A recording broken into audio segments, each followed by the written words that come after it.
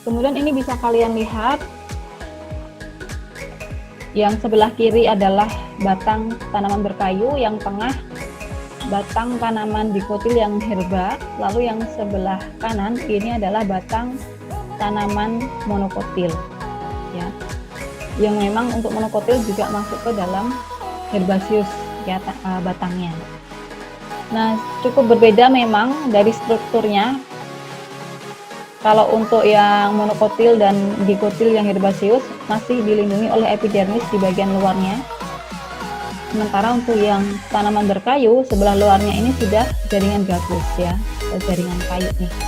Jadi jaringan epidermisnya sudah mati dan sudah lepas dari batang. Nah, kemudian ini yang saya bilang tadi, ini adalah jendela daun. Dimana kalau kita lihat tadi kan ada gap ya. Nah, ini leaf gap. Ada gap atau area yang tidak ditemukan adanya pengangkut. Jadi disinilah berkas pengangkut tidak ditemukan. Karena di sini ada percabangan batang. Nah, percabangan ini yang mengakibatkan si xilem dan phloem juga ikut bercabang, sehingga disinilah tidak ditemukan adanya xilem dan phloem. Nah, kalau kita lihat mungkin lebih jelasnya di sini nih guys. Misalnya ini ada batang yang bercabang ya. Kalau kita potong di bagian percabangannya, nanti akan muncul penampakan seperti ini. Ada berkas pengangkut, kemudian di sini ada leaf gap atau jendela daunnya, lalu di sini ada berkas pengangkut untuk cabangnya, yang nantinya akan menjadi tangkai daun dan bisa kita lihat pula di bagian tulang daunnya. Nah, sementara kalau kita mengambil preparatnya di bagian bawah sini, kita potong melintang, maka nanti akan terlihat utuh seperti ini, karena memang di sini tidak terdapat adanya percabangan, sehingga tidak ada jendela daun. Oke, nah jendela daun itu macam-macam bentuknya, bisa seperti ini ya guys, yang A, B, C. Nah, ini kan ada tuh jendela daunnya di sini, leaf gap-nya, di sini juga ada leaf gap, ini juga ya, jadi macam-macam bentuknya. Kemudian yang terakhir, kita juga bisa melihat adanya struktur anomali pada batang. Jadi kalau kita lihat anatomi batangnya tidak seperti yang umumnya. Jadi struktur anomali batang secara garis besar ini bisa terjadi karena dua macam sebab. Jadi kalau kalian lihat bentuknya berbeda ya. Malah justru ada penebalan. Ini xilem phloemnya ada saluran di situ ya, bagian tengahnya kayak gini. Nah, ini memang cukup berbeda strukturnya, tidak seperti struktur umumnya. Itu karena dua hal. Yang pertama bisa jadi karena kambiumnya mempunyai struktur yang normal, tetapi aktivitasnya tidak beraturan, sehingga bisa terjadi berkas pengangkut dengan struktur yang tidak wajar. Lalu yang kedua bisa juga karena adanya kambium tambahan, atau istilahnya kambium aksoris, di samping kambium yang normal, sehingga terbentuknya lebih sehingga bisa terbentuk lebih dari satu lingkaran berkas pengangkut. Nah, untuk batang ini sudah selesai sampai di sini guys. Saya lanjutkan ke akar. Nah, untuk akar itu sendiri, nah ini yang sebelah kanan itu adalah penampakan dari luar atau morfologisnya, dan juga ada sedikit penampakan dari sebelah dalamnya ya. Itu kan dipotong melintang di bagian atas sehingga bisa kelihatan di sini struktur dalam. Nah, ini adalah struktur luarnya nih, dimana kita bisa melihat adanya cabang akar, kemudian ada rambut akar gitu ya.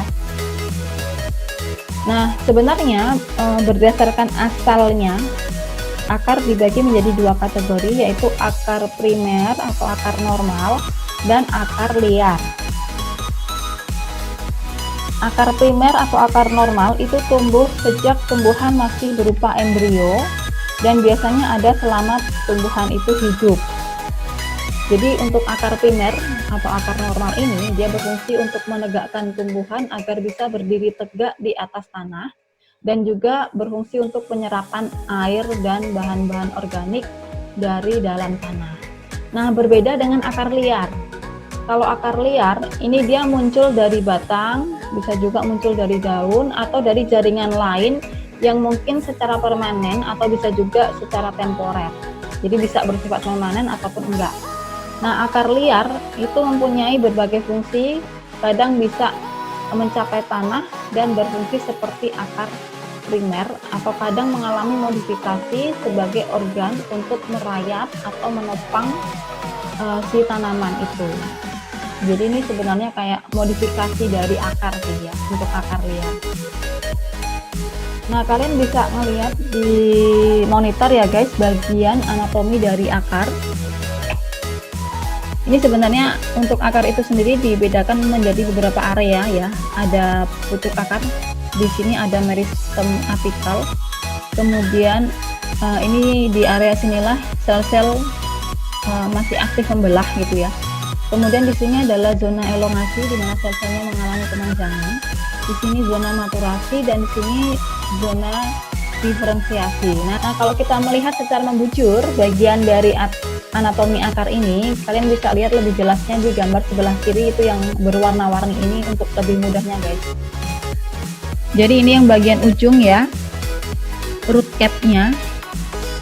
Kemudian yang berwarna kuning ini adalah masih area root cap atau tudung akar, tapi bagian tepinya. Kalau ini yang kolumella, sel-sel kolumella, ini sel-sel perifer. Lalu yang sebelah dalam dari root cap ini kalau bagian ujung ya, tapi kalau di bagian atas, paling atas root cap-nya kan sudah nggak ada, berarti ini yang area biru itu adalah area paling luar.